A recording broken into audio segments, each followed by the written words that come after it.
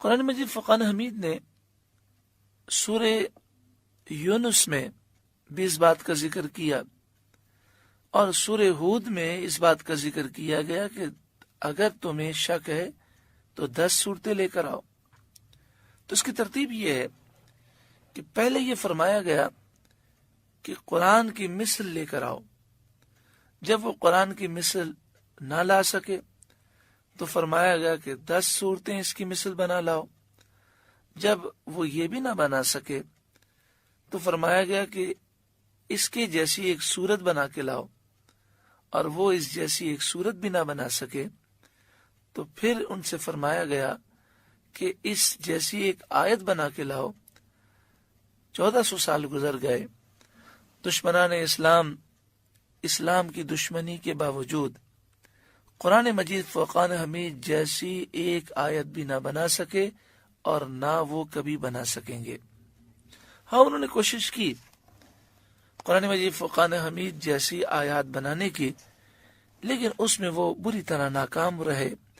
جب وہ قرآن جیسی آیت بنانے کا زعم رکھتے اور کوئی آیت بنا کر کہتے یہ ہم نے قرآن کی نقل میں بنائی ہے، تو خود کفار اس کو سن کر ہنستے اور کہتے کہاں قرآن اور کہاں یہ تمہارا بنایا ہوا وہ کلام جس میں کوئی حسن، کوئی فصاحت و بلاغت اور کوئی کمال نہیں. The Quran in various places challenges the disbelievers to bring something like the Quran. In Surah Yunus, in Surah Hud. And the sequence is that first it was said, bring something like the Quran. And when they could not bring the like of the Quran, then it was said, bring 10 surahs like the Quran. And when this was also not produced, then it was said, bring 1 surah like the Quran.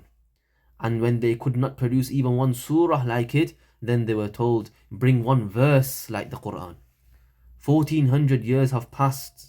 Despite their enmity towards Islam, the enemies of Islam could not produce even a single verse like the Quran. Nor will they ever be able to do so. Yes, they did attempt to produce verses like the noble Quran, but they failed miserably in this. When they would claim to produce something like the Quran and say we have composed this in imitation of the Quran, even the disbelievers themselves would hear it and laugh and say, where is the Quran and where is this speech of yours? This speech of yours has no beauty, no eloquence, no rhetoric, and no excellence. تو یہاں فرمایا کہ اگر تمہیں یہ شک ہے کہ یہ قرآن نبی کریم صلی اللہ علیہ وآلہ وسلم نے خود بنا لیا ہے، کسی بشر کا کلام ہے، تو قرآن جیسی ایک صورت بنا کے لاؤ. وَادْعُوا شُهَدَاءَكُم مِّن دُونِ اللَّهِ إِن كُنتُمْ صَادِقِينَ، اور اللہ کے سوا اپنے سب حمایتیوں کو بلا لاؤ اگر تم سچے ہو.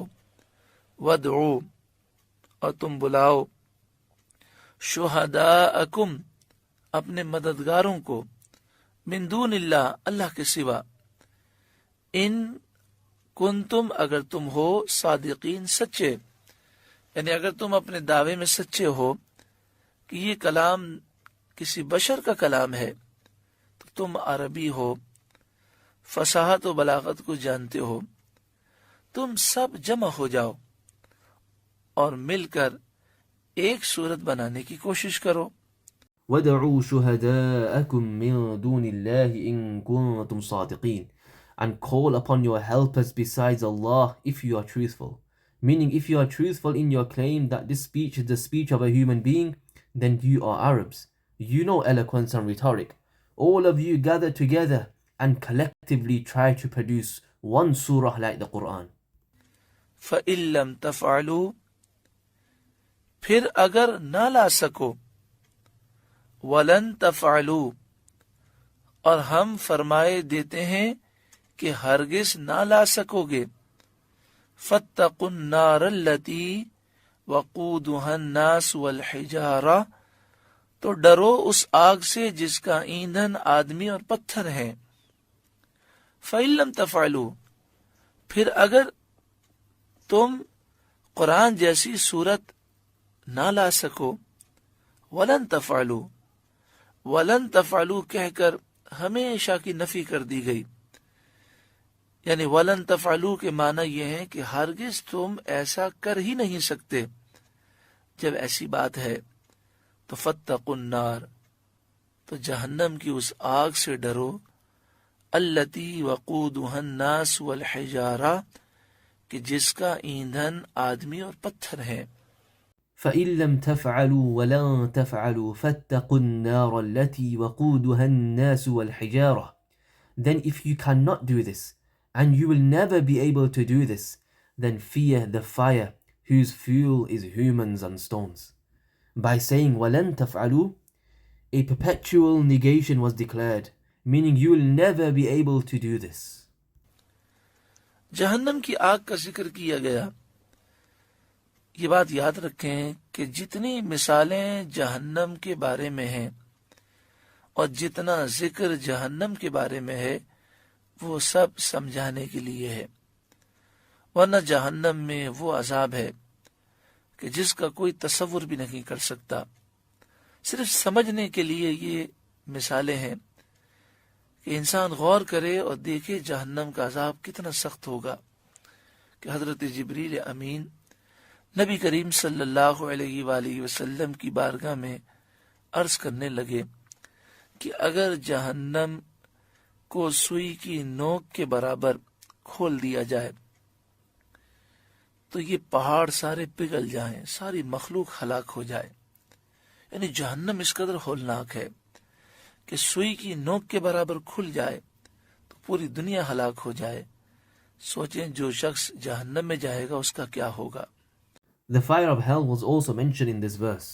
Whatever examples are given about hellfire and whatever mention is made about Jahannam is only for understanding. Otherwise, in hell there is such punishment that no one can even imagine it. These examples are only so that a person reflects and realizes how severe the punishment of hellfire will be. It is mentioned that Sayyidina Jibreel alayhi salam presented himself in the court of Rasulullah sallallahu alayhi wasallam and stated that if hell were opened equal to the tip of a needle, all these mountains would melt and all creation would perish. Meaning hell is so terrifying that if it were opened even to the extent of a tip of a needle, the entire world would be destroyed. So now reflect. What will the situation be? What will be the state of a person who enters hellfire?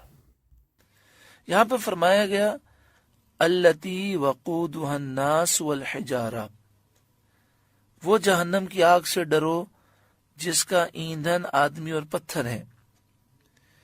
یعنی ایندھن اسے کہتے ہیں کہ جس چیز کو آگ میں ڈالا جائے تو آگ اور بھڑکنے لگے. تو یہاں فرمایا آدمی اور پتھر جب جہنم میں جائیں گے تو جہنم کی آگ اور بھڑکے گی. یا پتھروں سے مراد وہ پتھر ہیں جن کی پوجا کی گئی. تو جب مشرکین کو، کافروں کو جہنم میں ڈالا جائے گا تو ان بتوں کو بھی جہنم میں ڈالا جائے گا جن کی پوجا کی گئی. جیسا کہ سورہ انبیاء آیت نمبر 98 میں 17ویں پارے میں ارشاد ہے انکم وما تعبدون من دون اللہ حسب جہنم، بے شک تم بھی جہنم کا ایندھن ہو اور جن کی تم اللہ کے سوا پوجا کرتے ہو وہ بھی جہنم کا ایندھن ہے. In the verse it was mentioned that fear the fire whose fuel is men and stones. Fuel is that which, when placed into the fire, causes it to blaze even more. So here it was said, when men and stones will enter hell, the fire of hell will blaze even more. Here, by stones, it means those stones which were worshipped by the polytheists. So when the polytheists and disbelievers are cast into hell, those idols which were worshipped will also be cast into hell. As stated in Surah Al-Anbiya, verse 98, إِنَّكُمْ وَمَا تَعْبُدُونَ مِن دُونِ اللَّهِ حَصَبُ جَهَنَّمْ. Surely you and whatever you worship besides Allah are the fuel of hell. ان کا ٹھکانہ بھی جہنم ہے. یہاں پر یہ بات یاد رکھیں کہ یہاں پر ما تعبدون من دون اللہ سے مراد بے جان پتھر ہیں اور اس کے علاوہ وہ تمام بت ہیں جو بے جان ہیں. اور جہاں تک تعلق ہے مشرکین مثلا عیسائی حضرت عیسیٰ علیہ السلام کی پوجا کرتے ہیں، یہودی حضرت عزیر کی پوجا کرتے ہیں، بعض مشرکین فرشتوں کی پوجا کرتے۔ تو جب بھی مذمت کی جاتی ہے کہ جن کی تم پوجا کرتے ہو وہ بے بس ہیں، بے کس ہیں، وہ جہنم کا ایندھن ہے، تو اس سے مراد بے جان چیزیں ہیں، اس سے مراد وہ ہیں جنہیں اللہ تعالیٰ نے مقام و مرتبہ نہیں دیا۔ ہاں اللہ